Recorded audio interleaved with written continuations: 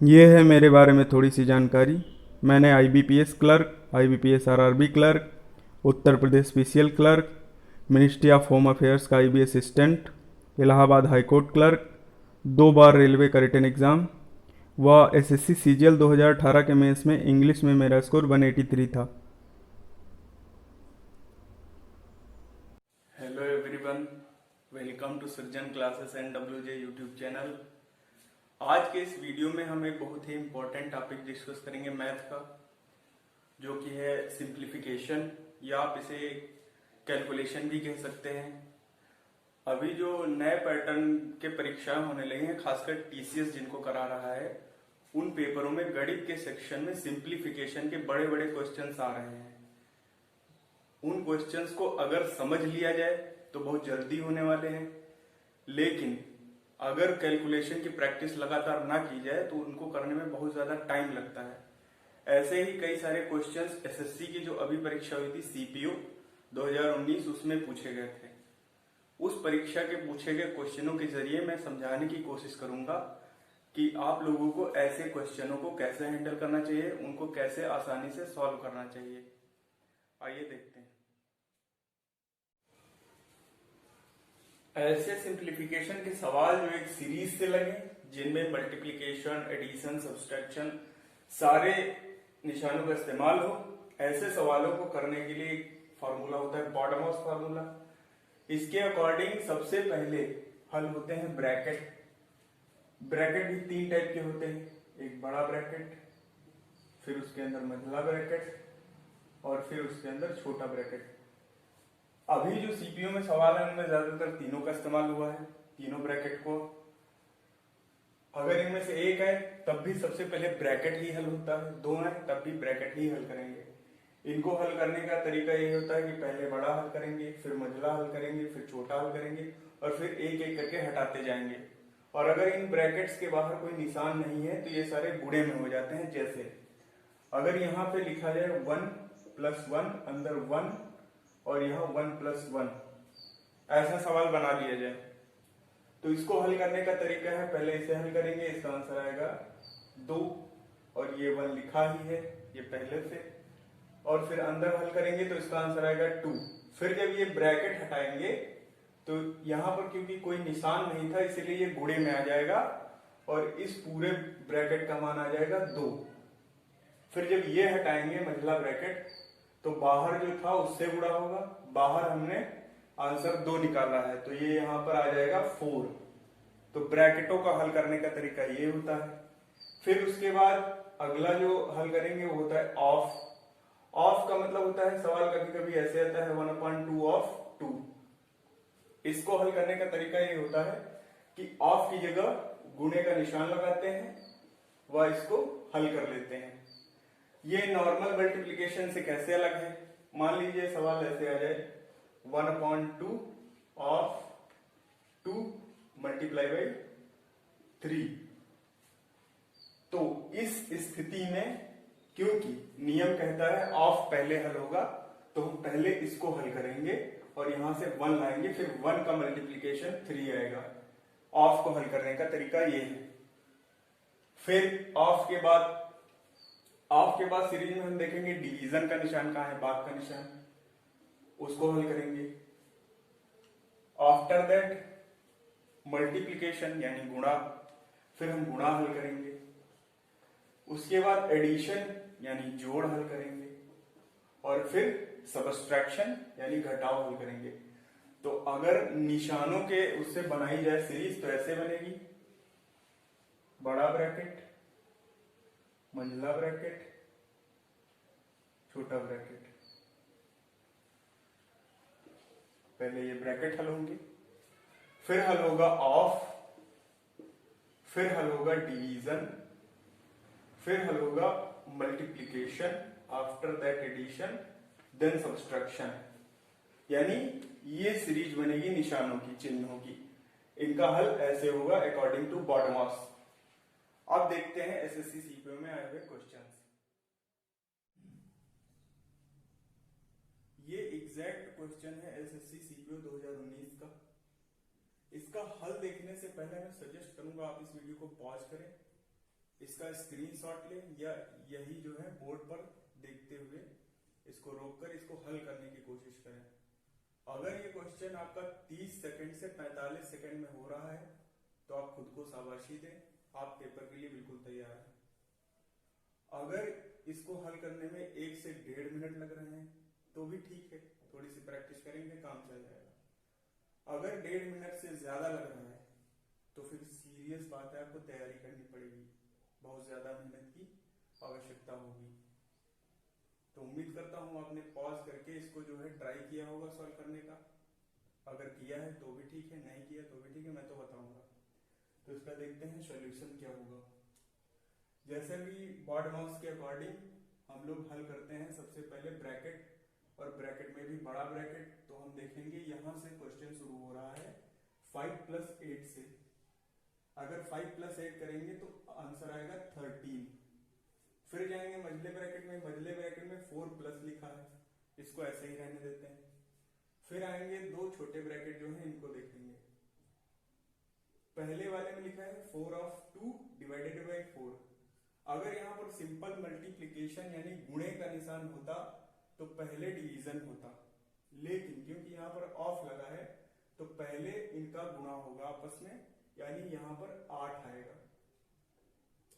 After that division होगा / 4, तो इस पूरे ब्रैकेट का जो मान आएगा वो आएगा 2। फिर अगला ब्रैकेट है, उस ब्रैकेट में जाएंगे। उस ब्रैकेट में है सबसे पहले 4/2, इसको हल करेंगे, फिर डिवीजन करेंगे। 4/2 करेंगे तो 8 आएगा, मल्टीप्लाई करके 8 आएगा। फिर 2 को अगर 8 से डिवाइड करें तो 1/4 आएगा। यानी जो ये 2 ब्रैकेट थे, एक में 2 आ गया, एक में 1/4 आ गया। अब मझले ब्रैकेट को अगर इन 2 ब्रैकेटों को हटाएं तो मझले ब्रैकेट के अंदर ये आएगा 4 + 2 - 1/4। ये मंझले ब्रैकेट के अंदर आएगा। अब इसको अगर हल करें तो 4 + 2 यानी 6 - 1/4, क्योंकि बोर्ड मास के अकॉर्डिंग ही पहले एडिशन होगा फिर सब्सट्रैक्शन होगा। तो ये आएगा 6 - 1/4। इसको अगर फर्दर सॉल्व करें तो क्रॉस मल्टीप्लीकेशन होगा। 4 को 6 से अगर मल्टीप्लाई करें तो 24 आएगा। 24 में -1 करेंगे तो 23 आएगा। 23/4 इस मंझले ब्रैकेट का हल आएगा 23/4। अब अगर इसको हटा दें तो इधर हमने 13 पहले कर लिया था, तो जो आगे का सॉल्यूशन है वो है 13 - 23/4। 13 - 23/4। अब इसको करेंगे आगे सॉल्व, क्रॉस मल्टीप्लाई करेंगे तो क्या आएगा 52। 52 - 23/4। अब इसको घटाएंगे 52 में 23 तो आएगा 9, 12, 4, 2, 29/4। यानी ये जो बड़ा हिस्सा था, इतना लंबा हिस्सा, इस पूरे का छोटा सा मान आया है 29/4। अब हम देखेंगे कि ये ब्रैकेट हमने सॉल्व कर लिया। पहले क्या लिखा था 5 / 29/4, ये बचा है हमारे पास। अब एक छोटा सा तरीका होता है कि अगर कोई चीज डिवीजन में लिखी है तो उसको मल्टीप्लीकेशन में करने का तरीका होता है कि हम फ्रैक्शन की डिजिटें उलट दें। यानी अगर 29/4 को हम 4/29 लिख दें तो ये जो 5 के साथ डिवीजन का निशान है ये बदलकर मल्टीप्लीकेशन यानी गुणा हो जाएगा। अब हम आसानी से इसको सॉल्व कर सकते हैं। 5 को ऊपर मल्टीप्लाई कर देंगे, नीचे बटे में 1 रहेगा, वो 29 से मल्टीप्लाई कर जाएगा। ऊपर आएगा 20, नीचे आएगा 29, यही हमारा आंसर है। या अगर इसको और आसानी से समझाएं तो ये आएगा 5, और क्योंकि डिवीजन है तो बटे में जाएगा 29/4। अब जो ये तीसरा स्टेप है, तीसरे स्टेप पे चाहे जो संख्या है उसको वापस उलटकर यहां लाना पड़ता है और इसके साथ मल्टीप्लाई गुणा करना पड़ता है। फिर फिर भी आएगा आपका आंसर वही 20/29 यानी 20/29, ऑप्शन नंबर सी। तो ये है इसका स्टेप बाय स्टेप सॉल्यूशन। अगर ऐसे करेंगे, हो सकता है आपको पहली बार टाइम लगे, सीखने में टाइम लगे, इसको स्टेप बाय स्टेप लिखने में टाइम लगे, लेकिन जब आप कर लेंगे 5 से 10 सवाल डेली ऐसे करेंगे तो धीरे धीरे आपका फ्लो बढ़ेगा। और केवल यही क्वेश्चंस नहीं, फिर आगे जिन जिन क्वेश्चन में कैलकुलेशन आनी है उनमें भी आपका कैलकुलेशन बहुत तेज होगा। कई कई जगह कैलकुलेशन आप केवल दिमाग में करेंगे, वहां पेपर पर लिखने की जरूरत नहीं पड़ेगी, और यही बचा समय आप दूसरे सवालों में लगा पाएंगे।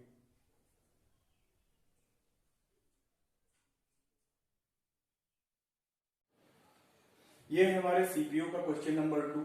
आप इसके साथ भी वैसे ही करें, पहले इसको पॉज करें या स्क्रीनशॉट लें, इसको हल करने की कोशिश करें। 30 से 45 सेकंड में हो रहा है, आपकी तैयारी बहुत अच्छी है। अगर आपको 1.5 मिनट से ज्यादा लग रहे हैं तो फिर सीरियस हो जाइए, थोड़ी सी प्रैक्टिस करिए डेली। प्रैक्टिस करने से ये आसानी से सवाल ऐसे आने लगेंगे। तो आइए देखते हैं इस क्वेश्चन में 3 ब्रैकेट है और एक मल्टीप्लिकेशन है अलग से। तो इन तीनों में से कोई भी ब्रैकेट आप पहले हल कर सकते हैं। आइए शुरुआत से पहले ब्रैकेट से करते हैं शुरुआत।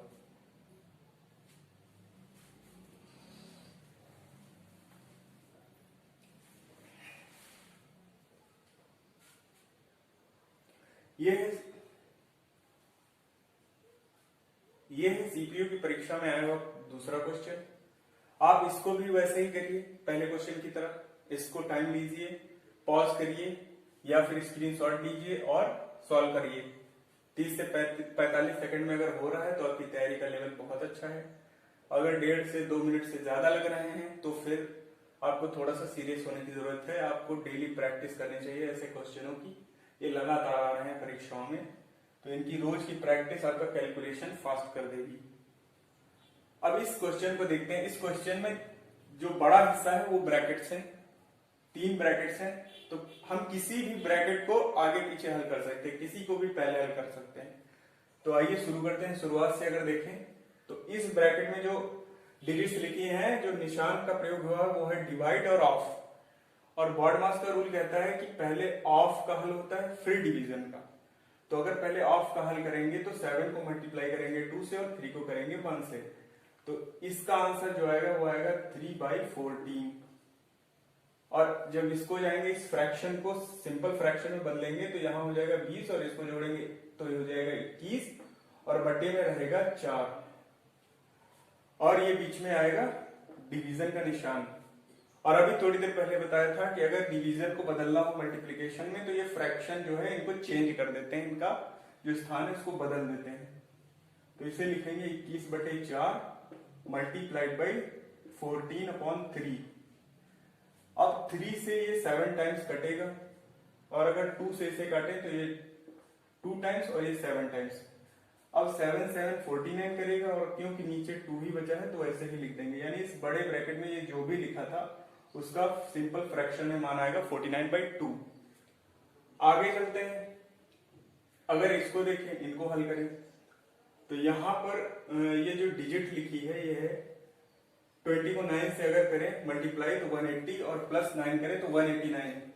तो ये 189/20 और इधर जो लिखा है वो है 8 7 56 प्लस 7 63/8 और ये डिवीजन में है। अब फिर वैसा ही करेंगे, इनको मल्टीप्लिकेशन में बदल लेंगे तो 63/8 मल्टीप्लाई बाई 20/189। अब 63 से 3 टाइम 189 पूरा चला जाएगा और इसको हल करेंगे 4 से। 4 2 8 4 5 20। तो ये जो बचेगा ये बचेगा 5/6। ऊपर 5 नीचे इन दोनों का गुणा 6। इस ब्रैकेट में जो बचा है वो हिस्सा ये है 9 5 45 प्लस 1 46/5 और माइनस 5/6। इसको हल कर लेंगे, ये 9 है 46/9 माइनस 5/6। इसको हल करेंगे तो क्या आएगा 36 276 माइनस 45/54 यानी 276 माइनस 45/54। इसको अगर और आगे लिखेंगे तो आएगा 231/54। 3 से अगर इसको काटें तो 3 1 जा 3, 3 8 जा 24, और ऊपर काटेंगे तो 3 7 जा 21 और 3 7 जा 21।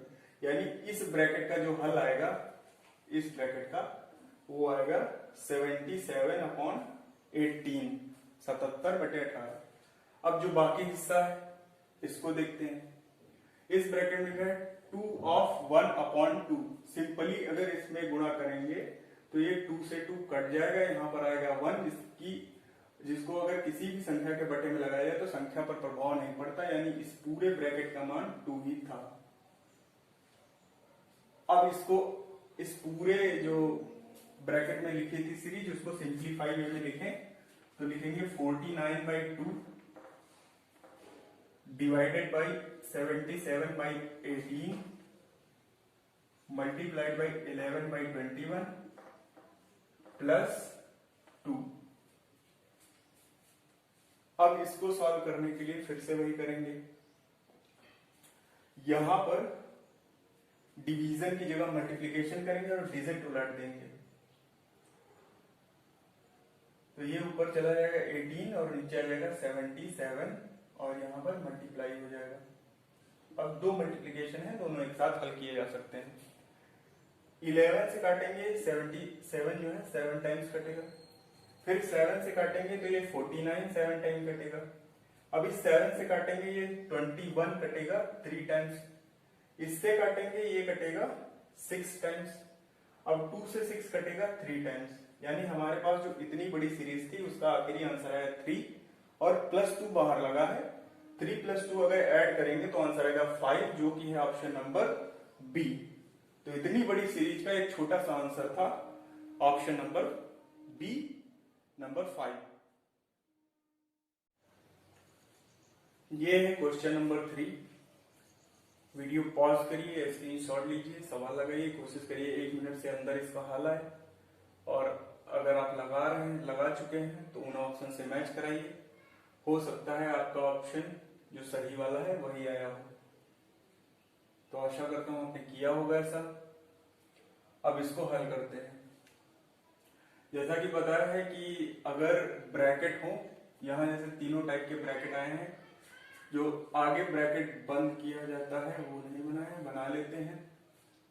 अब सबसे पहले हल करेंगे बड़ा ब्रैकेट, तो उससे जो -9 - 4 अगर करें तो उसका आंसर आएगा 5। अब मंझले ब्रैकेट में आते हैं। मंझले ब्रैकेट के अंदर दो छोटे ब्रैकेट हैं, एक एक को हल करते हैं। पहले इसको हल करते हैं 8/4 BODMAS के रूल के अकॉर्डिंग, ऑफ पहले डिवीजन बाद में। तो यहां पर हो जाएगा 32 और ये 32 8 के डिवीजन में है, यानी यहां से जो निकलेगा इस छोटे ब्रैकेट से वो निकलेगा 1/4, 8 चौके 32। अब इस ब्रैकेट को हल करेंगे 4/4 यानी 8, और ये 4 के डिवीजन में है, यानी इस ब्रैकेट से निकलेगा 1/2। तो अगर मंझला ब्रैकेट हल करना है तो ये हल करेंगे 1/4 + 1/2, क्रॉस मल्टीप्लाई करेंगे 2 + 4 और फिर नीचे मल्टीप्लाई करेंगे तो 8, यानी 6/8 या फिर 3/4। ये आ जाएगा मंझले ब्रैकेट से आंसर। अब जो अगर इन ब्रैकेटों को हटाएंगे तो यहां पर डिवीजन का निशान है और एक डिजिट है 5। इसके साथ अगर हल करेंगे तो 5 ÷ 3/4। अगर इसको मल्टीप्लिकेशन में बदल दें तो हमें डिजिटें उलटनी पड़ेंगी और ये हो जाएगा 5 × 4/3 यानी 20/3। अब ये 20/3 है, तो ये बड़ा ब्रैकेट अगर खोलें तो बाहर लिखा है 9, जो फाइनल हल आएगा वो आएगा 9/20/3। इस 3 से इस 3 को काट देंगे और जो फाइनल आंसर है हमारा वो आएगा 60, यानी ऑप्शन नंबर बी। अगर आपने सवाल लगाया था, आपका ऑप्शन 60 आया था और 1 मिनट के अंदर आया था, तो ये काफी अच्छी बात है, आपकी तैयारी काफी अच्छी है। ये है क्वेश्चन नंबर 4। इसको भी आप वैसे ही सॉल्व करिए, पॉज करिए, स्क्रीनशॉट लीजिए। 1 मिनट के अंदर उत्तर लाने का प्रयास कीजिए। अब देखते हैं इसका सॉल्यूशन। इसको सॉल्व करने के लिए, इसको कठिन बनाने के लिए, इसको फ्रैक्शन में 2 सीरीजें दी हुई हैं, लेकिन काफी आसान है। आइए पहले नीचे से इसको करते हैं, क्योंकि नीचे का जो सॉल्यूशन है वो थोड़ा सा आसान लग रहा है। सारी पूरी सीरीज में 555 ही आया है। इसको सॉल्व करें अगर इस ब्रैकेट को, तो बॉडमॉस के अकॉर्डिंग पहले डिवीजन फिर सब्सट्रैक्शन, पहले डिवीजन फिर मल्टीप्लिकेशन। तो अगर डिवीजन को मल्टीप्लिकेशन में बदलना है तो फ्रैक्शन को चेंज करना पड़ेगा, डिजिट ऊपर नीचे करनी पड़ेगी, कर दी। और ये लास्ट वाला ऐसे ही लिख लिया, पूरा मल्टीप्लिकेशन में आ गया। अब इस 5 से ये 5 कटेगा और इस ब्रैकेट में केवल 1/5 बचेगा। ठीक है, ऐसा ही यहां करते हैं। यहां पर पहले ऑफ हल करेंगे, फिर डिवीजन अकॉर्डिंग टू बॉडमॉस। अब यहां पर जो बचेगा वो आएगा 1/25 और डिवाइडेड बाई 1/5। इसको अगर बदले मल्टीप्लिकेशन में तो 5 ऊपर जाएगा, 1 नीचे आएगा, और ये 25 5 से 5 टाइम्स कटेगा, यानी यहां भी 1/5 आएगा और जो इधर डिवीजन में आ रहा है वो भी 1/5 है। जब एक ही जैसी चीजें डिवीजन में हो तो उसका आंसर केवल एक होता है 1, और जब किसी भी फ्रैक्शन, किसी भी संख्या के बटे में 1 आए तो उस 1 को कंसीडर नहीं करते, आंसर ऊपर वाला ही होता है। यानी आप इस नीचे वाली संख्या को भूल जाइए, जो आंसर निकालना है वो यहां से निकालना है।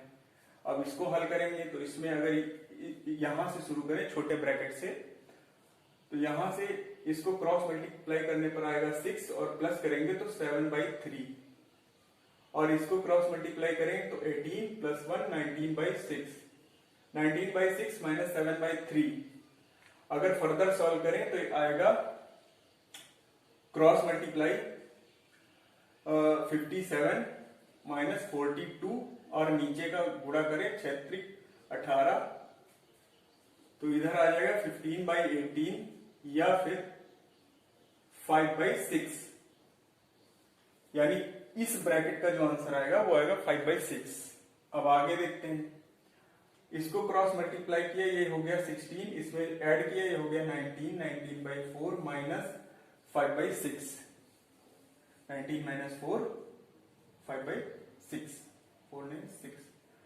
अब इसको क्रॉस करेंगे मल्टीप्लाई, इसको यहां लिखते हैं नीचे, तो आ जाएगा 114 माइनस 20/24, इससे आएगा 94/24। अगर हल करें इसको और आगे, 2 से कटेगा 12 टाइम्स और ये कटेगा 47, 47/12 यानी 47/12। अगर ये आया है 47/12 इस पूरे ब्रैकेट का सॉल्यूशन। अब इसके बाहर था 1 + 3, ऐड करेंगे प्लस 1/3। इसको अगर क्रॉस मल्टीप्लाई करें तो 3 7 21, 3 4 12 प्लस 141, प्लस में आएगा इसका क्रॉस मल्टीप्लाई करें 12 और नीचे आएगा 36, यानी जो ऊपर आएगा वो आएगा 153/36। 3 से काटेंगे 5 बार, एक बार और ये। अब इसको डिवाइड करें तो ये जाएगा 4 टाइम्स, 4 टाइम्स, 12 4 48, बचेगा 3, पॉइंट लगाएंगे 30 हो जाएगा। इस 30 को अगर 12 का टेबल 2 बार पढ़े तो 4.2, और आगे बचेगा 6 और 6 के साथ 0, 60। उसको सॉल्व करेंगे तो करीबन 4 टाइम्स जाएगा, यानी जो मान आएगा वो 4.2 से थोड़ा सा ऊपर और 4.4 से थोड़ा सा नीचे, 4.2 एंड 4.4 इसके बीच में आएगा। तो यहां पर ये पूछा गया था, इसका एग्जैक्ट मान नहीं पूछा गया था, मान किसके बीच होगा, तो ये जो मान होगा वो 4.2 से 4.4, यानी ऑप्शन बी इस क्वेश्चन का आंसर है। अगर आपका भी यही आंसर आया था खुद से करने से और 1 मिनट के अंदर आया था तो आपकी तैयारी अच्छे लेवल पर है। ये है क्वेश्चन नंबर 5, लास्ट क्वेश्चन। ये थोड़ा सा आसान है बाकी क्वेश्चनों से। इसको आप प्रैक्टिस करिए, कोशिश करिए 30 सेकंड में ही हल हो जाए, क्योंकि हो जाएगा। काफी आसान सवाल है, बाकी सवालों की उस पर देखा जाए तो ये बहुत आसान है। 30 से 45 सेकंड में इसको हल करिए। अगर नहीं हो रहा है तो इसका सोल्यूशन देखिए, हो गया तब भी देखिए। यहां पर पहले ऊपर वाला हल करेंगे तो ऊपर वाले में 3 निशान है, एक है सबट्रैक्शन का, एक एडिशन का, एक है ऑफ। और अकॉर्डिंग टू बर्डमॉस ऑफ पहले हल होगा, तो ऑफ अगर पहले हल होगा तो ये यहाँ पर गुणे का निशान आएगा, और 27 को 3 से काटे तो 9 आएगा, और 9 को फिर मल्टीप्लाई करना पड़ेगा 8 से। 8 को अगर 9 से मल्टीप्लाई करें तो 18 आएगा। अब 18 में पहले एडिशन फिर सबट्रैक्शन, तो अगर ऐड करें इधर तो 1066 प्लस 8 74, और 74 में -8 करें तो आंसर आएगा फिर से 66। ऊपर वाले पूरे इस क्वेश्चन का सीरीज का जो आंसर है वो है 66। अब नीचे आते हैं। नीचे पहले ब्रैकेट हल करें तो ये ब्रैकेट से आएगा 15। 15 के बाद ऑफ, तो ये 5 से 3 टाइम्स कटेगा, 3 टाइम्स कटेगा, हो जाएगा 3 3 9। 15 माइनस 9 अगर किया जाए तो आंसर आ जाएगा 6। ऊपर 66, नीचे 6, इसका आंसर 11। ये बहुत ही आसान क्वेश्चन था। तो ये थी हमारी आज की क्लास। क्वेश्चन केवल 5 है, लेकिन बहुत अच्छे लेवल के क्वेश्चन है, बहुत अच्छे क्वेश्चन है।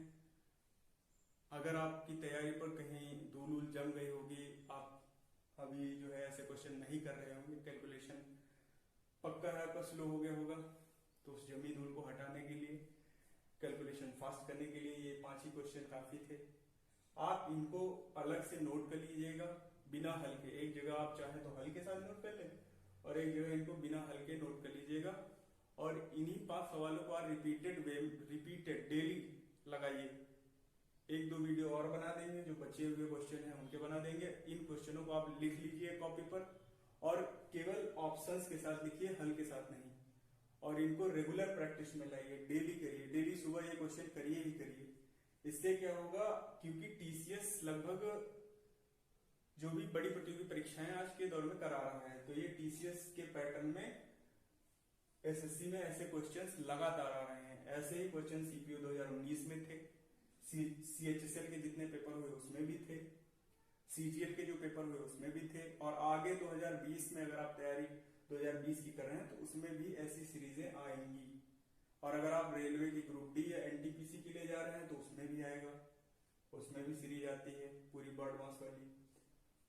अन्य परीक्षाओं में भी कैलकुलेशन के सवाल आते हैं। अगर आप डेली इन क्वेश्चंस की प्रैक्टिस करते हैं तो आपको वो सवाल आसान लगने लगेंगे। तो उम्मीद करता हूं आप ऐसा प्रैक्टिस करेंगे और पढ़ते रहेंगे, आगे बढ़ते रहेंगे। और एक चीज बता देता हूं अपने चैनल के बारे में। इस पर डेली करंट अफेयर्स के वीडियो में बना रहा था, लेकिन एक्सपेक्टेड व्यूज नहीं आ रहे हैं उस पर। शायद मेरा तरीका जो है वो बहुत सिंपल है। मुझे लगता है कि चीजें जितनी जल्दी बता दी जाए, फैक्ट उतना सही है। क्योंकि अगर आप यूपीएससी के लिए नहीं जा रहे हैं, आप जो है स्टेट पीसीएस के लिए नहीं जा रहे हैं, तो आपको बहुत ज्यादा विश्लेषण विस्तार में जाने की जरूरत नहीं है। जो छोटी छोटी परीक्षाएं हैं, जैसे एसएससी, रेलवे या उत्तर प्रदेश यूपी में आप तैयारी कर रहे हैं, तो उसमें छोटे छोटे फैक्ट पूछे जाते हैं। उन फैक्ट की अगर आपको नॉलेज है तो बस उतना काफी होता है। अगर आप जा रहे हैं यूपीएससी के लिए, यूपीपीएससी के लिए, एमपीएससी के लिए, यानी PCS level, IAS level exam के लिए, उसमें विश्लेषण की जरूरत होती है। कई सारे चैनल हैं करंट अफेयर्स के जो लगातार बड़े बड़े विश्लेषण, 1-1 घंटे के वीडियो, आधे घंटे के वीडियो डाल रहे हैं, या फिर वही करंट अफेयर्स पढ़ा रहे हैं, उसी में इतिहास पढ़ाने लगते हैं, उसी में जियोग्राफी पढ़ाने लगते हैं। शायद उसमें लोगों को ज्यादा आनंद आता है।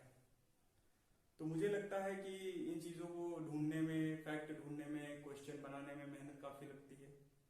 तो मैं ऐसा करूंगा कि जो भी 8-10 लोग हैं या ज्यादा लोग हैं मेरा करंट अफेयर्स देखते हैं, उन लोगों के लिए मैं इतना व्यवस्था कर दूंगा कि वो करंट अफेयर्स का पीडीएफ बना के अपने टेलीग्राम चैनल पे डाल दूंगा। तो आप ऐसा करिए, मेरे चैनल के अबाउट सेक्शन में जाइए, उस सेक्शन में 2 लिंक होगा, एक होगा इंस्टाग्राम का, एक होगा टेलीग्राम का। आप टेलीग्राम चैनल ज्वाइन कर लीजिए, वहां पर डेली करंट अफेयर्स का PDF में डाल दूंगा। और आप यकीन रखिए ये बहुत ब्रिस्क होंगे, बहुत छोटे होंगे और टू द पॉइंट होंगे। मैं ज्यादा इसमें विश्लेषण और ज्यादा पढ़ाने की कोशिश नहीं करूंगा। जो उस पर्टिकुलर क्वेश्चन से जुड़ी अगर कुछ चीजें जरूरी हैं तो वही नीचे लिख दिया करूंगा, तो उससे आपको जितना एक्स्ट्रा नॉलेज चाहिए, क्योंकि करंट अफेयर्स ही रहने दें तो ज्यादा अच्छा है। अगर उसमें हम ज्योग्राफी भी पढ़ा दें, इतिहास भी पढ़ा दें सिर्फ इसलिए कि ज्यादा लोग अट्रैक्ट हों, तो फिर वो करंट अफेयर्स कहाँ रह गया, वो तो पूरा हो गया ना GS। तो इसीलिए अब करंट अफेयर्स का PDF जो है मैं अपने चैनल पर डाल दूंगा। अगर आप रेगुलर फॉलोअर हैं तो उसको देखें और आगे बढ़ते रहें। और ऐसा ही मैं सारे सब्जेक्ट के लिए कहूंगा कि अगर आप कॉम्पिटिटिव एग्जाम की तैयारी कर रहे हैं तो विषय विशेषज्ञ बनने की कोशिश ना करें। गणित के साथ भी ऐसा ही है। बहुत लोगों को ऐसी भ्रांति है कि गणित का हमें विशेष ज्ञान होना चाहिए कंपटीशन में सक्सेस पाने के लिए। ये बिल्कुल गलत है। आज कंपटीशन इतना ज्यादा बढ़ गया है कि अगर आर्यभट्ट जी स्वयं आकर ये कॉम्पिटिटिव एग्जाम्स में बैठे तो शायद वो गणित में 100 के 100 क्वेश्चन हल कर दें, लेकिन बाकी चीजों में उनके नंबर ना आए। कंपटीशन का लेवल इतना बढ़ गया है कि केवल गणित से काम चलने वाला नहीं है। कई सारे लोगों को ये गलत फहमी है कि अगर उन्हें अच्छी गणित आती है तो उनका सिलेक्शन हो जाएगा। ये सरासर गलत है। आप उन लोगों के मार्क्स उठाकर देखिए, हो सकता है उनके मार्क्स GS में गणित से कम हो, इंग्लिश में गणित से कम हो, रीजनिंग में गणित के आसपास हो, लेकिन उनके मन में ये रहता है कि GS देखिए, अरे ये तो आसान है, अभी तैयार कर लेंगे। और बस यही भ्रांति वो लगातार लिए कई साल तक तैयारी करते रहते हैं, पास नहीं होते हैं। तो ऐसी कोई भ्रांति मन में ना पालें कि गणित का विशेष ज्ञान होगा, हम गणितज्ञ बन जाएंगे तभी हमारा सिलेक्शन होगा। एक सिंपल सेट ऑफ नॉलेज चाहिए, उतना आप अक्वायर करिए और सारे विषयों का अक्वायर करिए। GS भी उतनी ही पढ़िए, रीजनिंग भी उतनी ही पढ़िए, अंग्रेजी भी पढ़िए और गणित भी पढ़िए।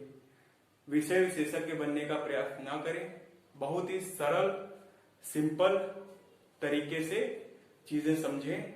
और मेरा पूरा कोशिश यही रहती है, मेरी कोशिश रहती है कि मैं चीजों को आसान करूं। ट्यूटर का काम क्या है?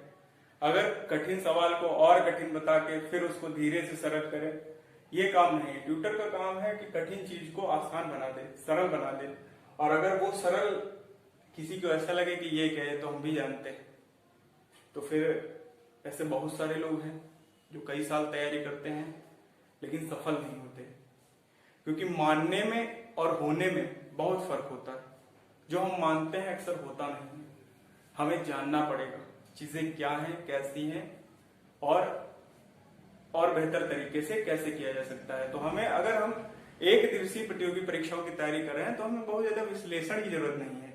किसी भी सब्जेक्ट में गहरे उतरने की जरूरत नहीं है। चाहे आप अर्थशास्त्र पढ़ रहे हों, आप जियोग्राफी पढ़ रहे हों, या फिर आप मैथ पढ़ रहे हो या अंग्रेजी पढ़ रहे हो, किसी भी सब्जेक्ट की तैयारी के लिए आपको उसका विशेषज्ञ होने की आवश्यकता बिल्कुल नहीं है। आप बहुत ही साधारण अगर चीजों का ज्ञान कर लेंगे तब भी आपका सिलेक्शन हो जाएगा। बस आप लगातार लगे रहिए, प्रैक्टिस करिए, प्रीवियस ईयर क्वेश्चन लगाइए, आपका सिलेक्शन हो जाएगा। और आपके आने वाली सभी जो भी आपके ड्रीम्स हैं, जो भी प्रोजेक्ट हैं, उन सभी के लिए आप सभी को शुभकामनाएं।